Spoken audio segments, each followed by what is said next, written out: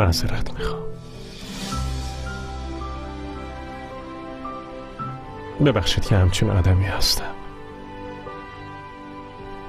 ببخشید که هرچی سعی میکنی به هم نزدیک بشی به دیوار میخوری. ببخشید که رنجوندمت. نباید بهت اجازه میدادم به هم نزدیک بشی، اما اصلا نفهمیدم که اینقدر به هم نزدیک شدی. شاید برای همین منو ببخشی، چون دیگه قدرتشون ندارم تو رو از خودم دور کنم.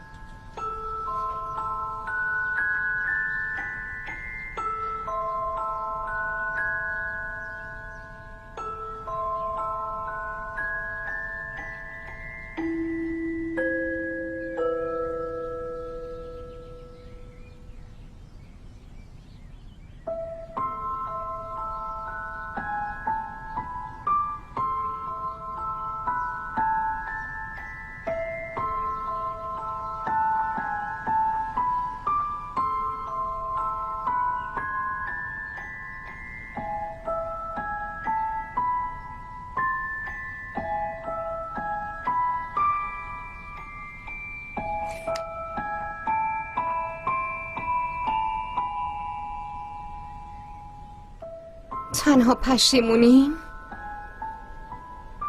اینی که تو رو قبلا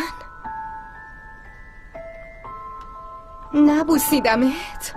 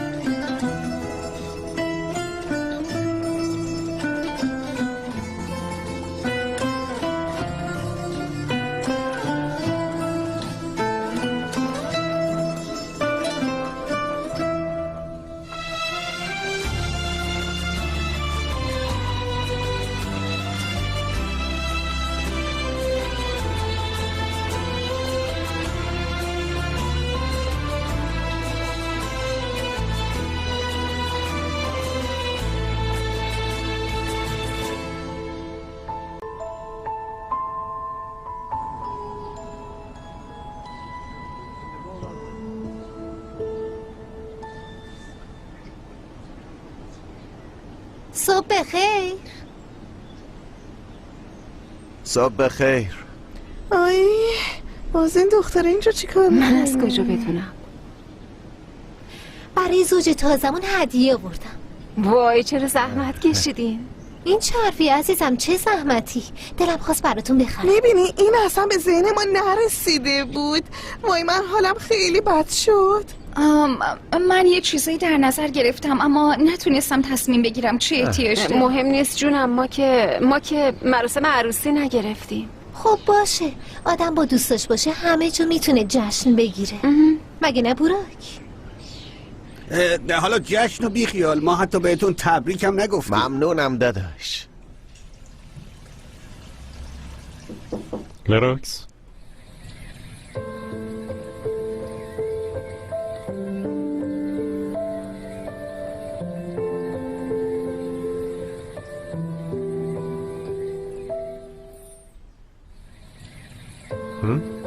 خوبه حداقل پرت نکرد تو سرم.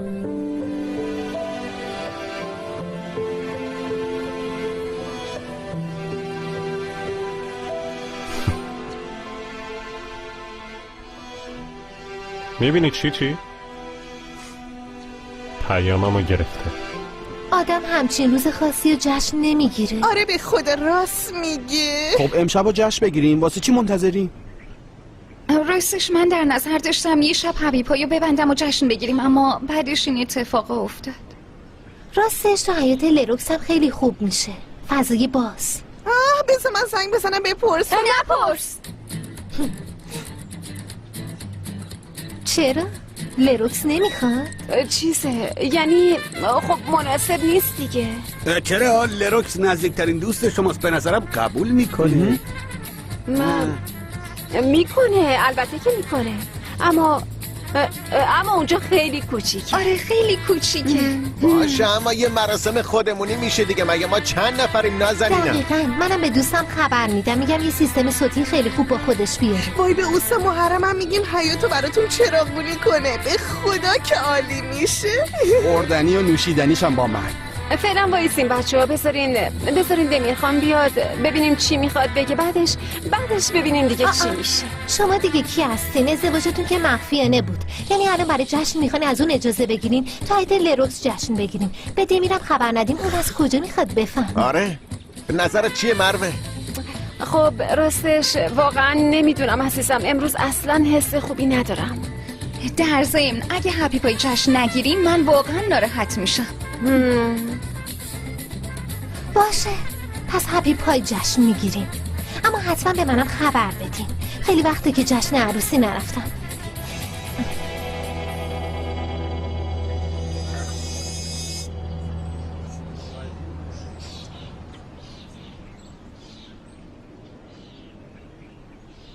درست همونطور که فکر میکردم. میدونن.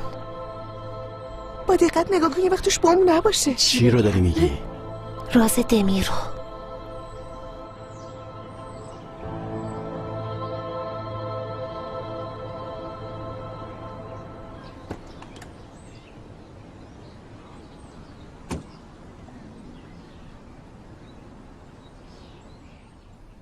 صبح بخیر. صبح بخیر.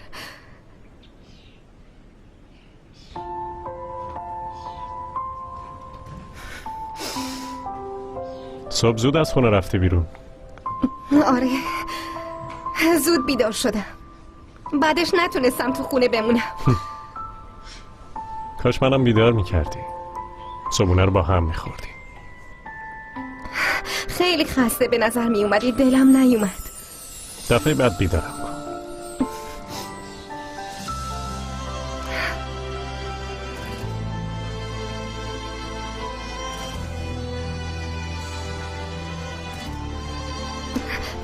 برات قهوه خریدم. ممنون. کدومش مال منه؟ هر دوتاش یکیه. امروز منم با شیر بادوم میخورم.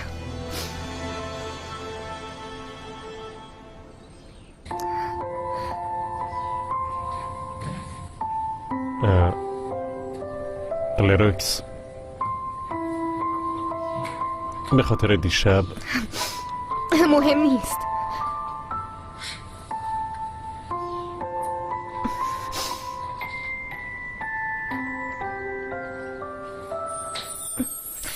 پیام تو گرفتم.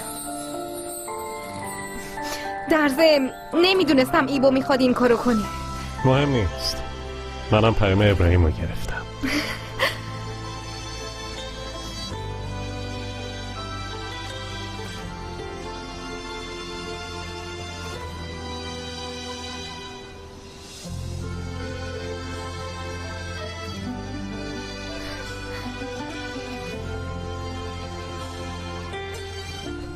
بریم تو؟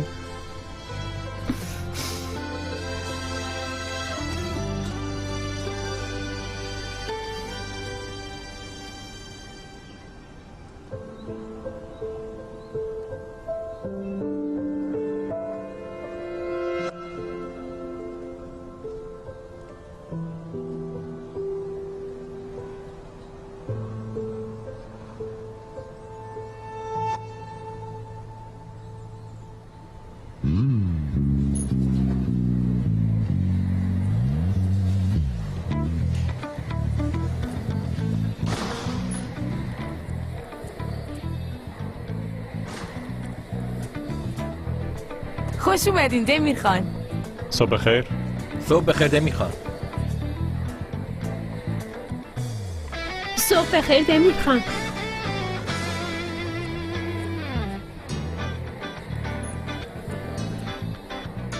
صبح بخیر. صبح بخیر. خیر باشه. انگار تو خیلی از آرتمیم خوشت اومده. راستش رو دروغ بگم خوشم اومده. گفتم هم دوستامو ببینم هم یه هدیه بود اون آوردم. راستی پشت میز تو نشسته بودم، امیدوارم که اشکالی نداشته باشه، چون تو موضوع صندلی یکم حساسی. نه اصلا مهم نیست. چیزی برات آوردم؟ قهوه چایی چیزی میخوری؟ ممنون.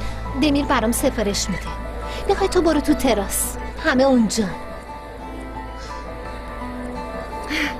میبینمتون.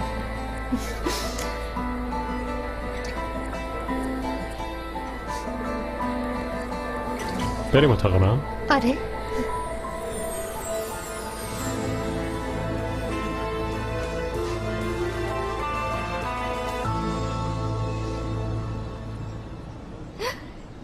چش رنگیم. یکم برو اون بر. بسته جونم بسته. فقط قرار اخراج بشم، قرار نیست برم اون سر دنیا که. قرار نیست جایی بری. تو هم هیچ جا نمیری. این قضیه تموم شد بچه ها، راحت باش. چطوری؟ چی داری میگی لروکس؟ وای خدای شکره. لروکس واقعا راست میگی؟ یه دقیقه یعنی دمیر خان از قانونی که گذاشته عقب نشینی کرد؟ یه لحظه، دقیقاً چی گفت؟ تو باهاش حرف زدی؟ یعنی دیروز حرف زدین تو راضیش کردی؟ چطوری نظرشو عوض کردی؟ نازنین بگو واسم دیگه. حسابی تعریف کن ببینیم چی شد. زود باش. من بهتون گفته بودم دمیر خان آدم با وجدانیه. وقتی که فهمید قانونی که گذاشته همه رو ناراحت کرده، تصمیم گرفت قانونو برداره. یعنی دیگه داشتن رابطه ممنوع نیست. یعنی ما خلاص شدیم، یعنی هم ازدواج کردیم هم کار داریم. تو مطمئنی؟ 100% مطمئنم. یعنی چی؟ دمیر خان اومد اینو به تو گفت؟ بورا و مروه که اینجا بودن چرا به تو گفت؟ دقیقاً اینجوری که میگی نگفت، اما من فهمیدم. به هم اعتماد کنین، قانون ممنوعیت عشقی رو حذف کرده. من ضمانت میکنم. به خدا اگه لروکس میگه من باور میکنم بلا به دور باشه. مرغ عشق من. اینجا ببینم. خیلی خوشحال شدم. نازنینم. پس بگم جشن بگیریم. نداری تو. بفرمایین نوش جان. پس برای مروه و بورا هدیه گرفتی. نمیدونستم اینقدر صمیمی هستیم. دمیر شاید عصبانی بشی اما اون روز خیلی ناراحت شدم. با هم ازدواج کردن اما به جای اینکه خوشحال باشن ناراحت بودن. دنیا رو سرشون خراب شده بود. برای همین اومدی باشون حرف بزنی. خیلی ناراحت شدم دمیر. ازشون پرسیدم، حتی به فکرشون هم نرسیده که یه جشن بگیرم. گفتم من براتون تدارک ببینم. حتی یاد حیاط لروکس افتادم که چقدر خوبه اونجا جشن بگیریم. بعدش هم یادم افتاد و منصرف شدم. هرچند نیازی نبود. همه اینو میدونن که با هم زندگی میکنید. کی میدونه؟ خب همه میدونن دیگه. تو شرکت راحت دربارش حرف میزنن. منم یهو استرس گرفتم که نکنه من چیزی گفتم. خب چطور فهمیده؟ لروکس بهشون گفته دیگه. تو واقعا خبر نداری؟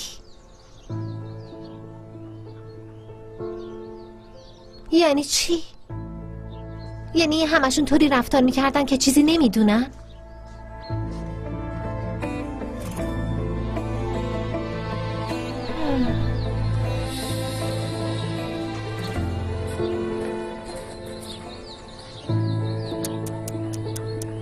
این دیگه چه جور شرکتیه؟ ببین چیا رو از رئیسشون مخفی میکنن. به نظرم تو واسه اینا هیچ قانونی نظر دمیر باشه. پس میدونم. این همه مدت چرا هیچ کدومشون نیومدن چیزی بگن؟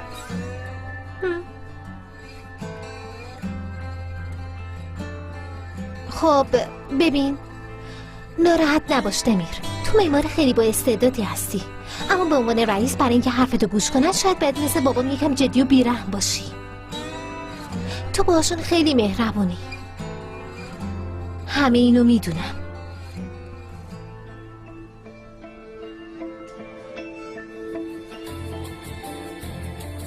ناراحت نشو دیگه. چیزی نیست که حل نشه. قوانینو حذف کن، همه چی درست میشه. ببین، با ایدا حرف زدم. همگی شب برای عروس و داماد جدیدمون قراره جشن بگیریم. به نظرم تو هم بیا. خیلی خوش میگذره.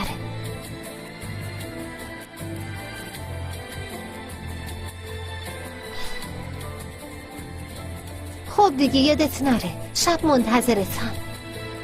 میبینمت.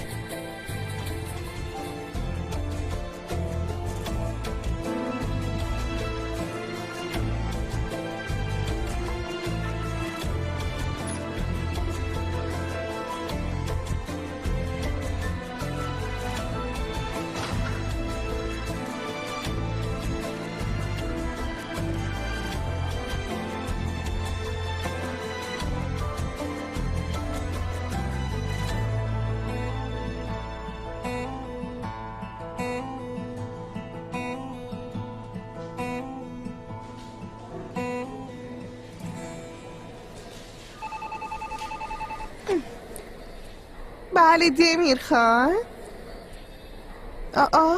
چرا هر دوتاشونو با هم؟ بله دمیر خان ببخشید، همین الان بهشون خبر میدم. پس امروز بعد از ساعت کاری با هم میریم هپی پای. حالا که میخوایم یه جشنی بگیریم چرا درست و حسابی نباشه؟ مگه نه؟ یه جایی رزرو کنیم، برای مروه لباس عروس بخریم، کارت عروسی چاپ کنیم. آره دقیقاً مثل جشن عروسی. آره چرا که نه؟ در ضمن خانواده‌هاتون هم دعوت کنین، از دل اونا هم در میاریم. بعدش هم میریم خواستگاری، نامزدی، خرید. بذار ببینم دیگه چیمون، قهوه و نمک. حموم عروس دلت نمیخواد؟ آره حالا که اخراج نشدیم. نظر تو چی عشقم؟ خب برو، من که بهت بله رو گفتم دیگه باید چی بگم. دمیر خان صداتون میکنه. پاشه بریم. وایسا با هم نه. اون میخواد مروه رو ببینه. آره چرا؟ اگه میخواد این قانونو برداره چرا جلسه نمیذاره به همه اعلام نمیکنه؟ چیزی نیست، فقط میخواد صحبت کنه، نگران نباش. آره دیگه میخواد قبلش نصیحتمون کنه که دیگه دروغ نگیم و از این حرفا. بایدم همینطور آره باشه. آره. خب چیکار میشه کرد؟ من برم دیگه. میبینم. برو. من رفتم. بیا.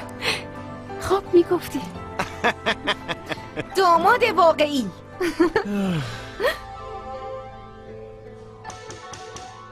بیا تو. دمیر خان منو صدا کردین؟ بفرمایید مروه خانم. دوبله شده در استودیو جرو.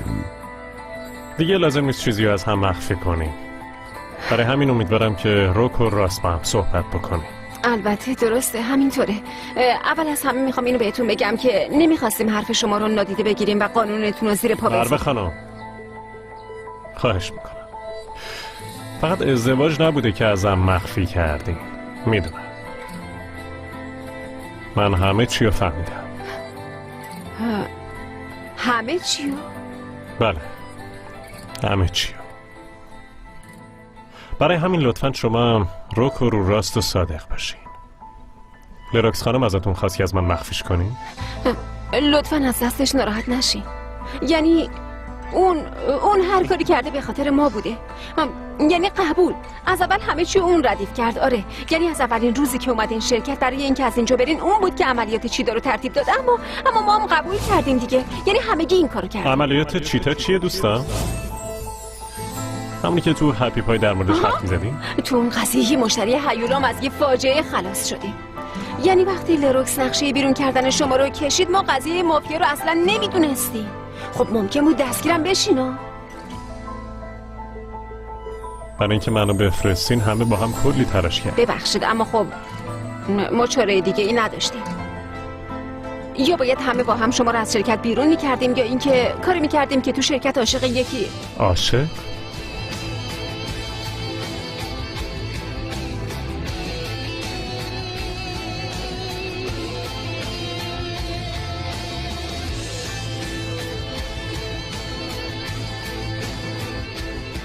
یعنی اگه عاشق می شدم قوانینی که گذاشتم رو برمی‌داشتم؟ و چون با لروکس توی خونه زندگی می کردیم لروکس بهترین گزینه. اما ما اون نقشه رو اصلا عملی نکردیم. یعنی لروکس قبول نکرد. بعدش که فکر کردیم فهمیدیم که نقشه خیلی مزخرفیه. راستش شما این قانون رو تازه گذاشته بودین. خب ما هم فکری که اولش به نظر مزخرف میرسی وقتی شما یهویی ازدواج کردین شد آخرین راه حل ما. یعنی چی؟ نه اصلا نه، مگه همچین چیزی میشه؟ نه دمیر خان ببینید. ممنون مروه خانم، میتونین بریم. دمیر خان لطفا از دست اون عصبانی نشین. یعنی ما انتظار نداشتیم که شما بیاین آرتمیوم رئیس بشین. لروکس هم برای اینکه منو برا ناراحت نباشیم، برای اینکه براک به جایگاهی که حقشه برسه سعی کرده این کارو بکنه. فقط میخواست از دوستش حمایت کنه. در ضمن بعدش از همه چی منصرف شد طفلی. همه این نقشه رو خودش کنسل. میشه به همه بگیم بیان تو اتاق جلسه مروه خانم؟ البته.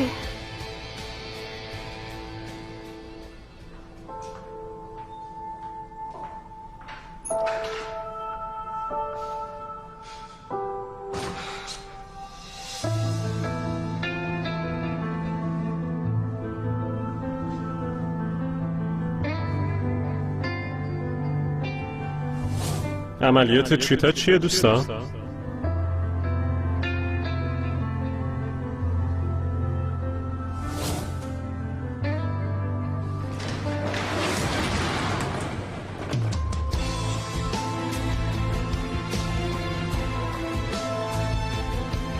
یکم در مورد مشتری هیولاتون حرف بزنیم. داشتین رو همین سناریو کار میکردی. کار خوبی کردی، چون دقیقاً الان با یه مشتری هیولا طرف. چی شد؟ یهو رنگتون پرید؟ نکنه ترسیدین؟ میدونم آره لروکس، 1000 بار بهت گفتم تو شرکت نباید کسی بفهمه که ما با هم زندگی میکنیم، اما تو رفتی همه چی رو بهشون گفتی. چرت و پرت نگو، هیچ کس نمیدونه.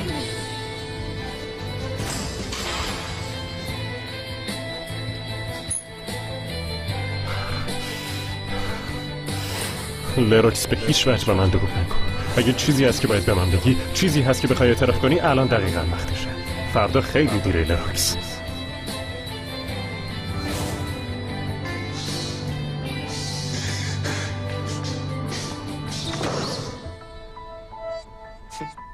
بورا کیه لروکس؟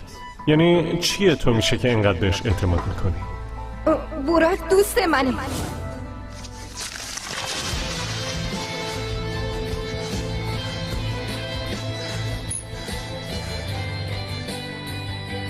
برای ساختن انقدر زحمت میکشی، اما فقط یه اشتباه همه چی رو خراب میکنه. اگه پایش قوی بود به این راحتی ها خراب نمیشد.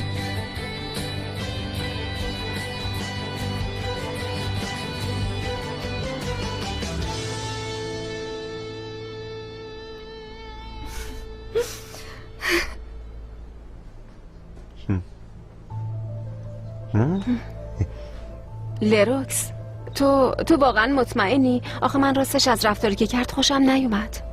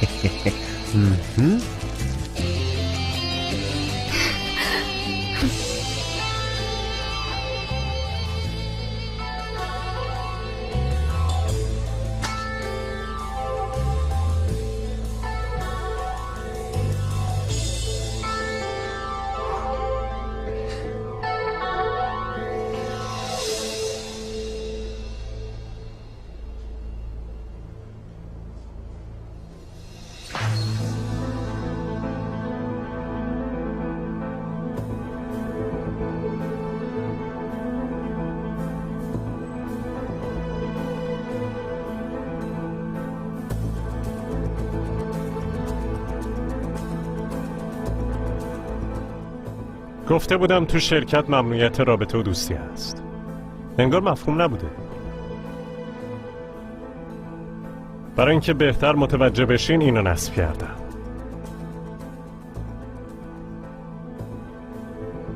از این به بعد اگه در مورد این قانون شک و تردید کردین و یا اگه فکر اشتباهی به سرتون زد میتونیم بیاین و به این نگاه کنیم.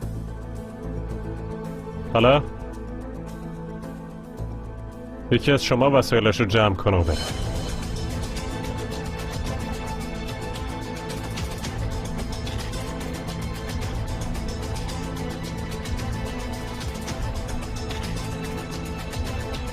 همین امروز.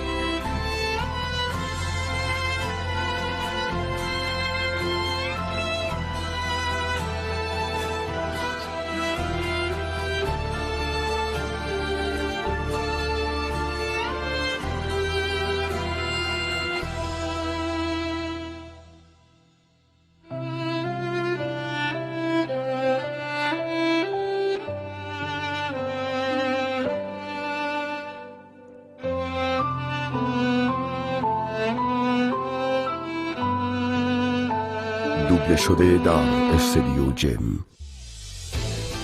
خواهش میکنم یه چیزی بگو لروکس. باشه بی از اینجا بریم. لروکس خوبی؟ لروکس زخم دل به این راحتی ها خوب نمیشه لیلا خانم. یه بار که زخمی بشه دیگه همیشه جاش میمونه. اگه ضربه آرومی هم باشه بازم خیلی اذیت میشی، از خود بی خود میشی، به یه آدم دیگه تبدیل میشی. من این کارا رو برای چی انجام دادم ها؟ برای چی؟ وقتش که برسه تو روی این صندلی میشینی. من بیشتر از این نمیتونم منتظر باشم. میدونم چون قرارداد داره نمیتونی بیرونش کنی، برای همین شرکت رو به 2 قسمت تقسیم میکنی.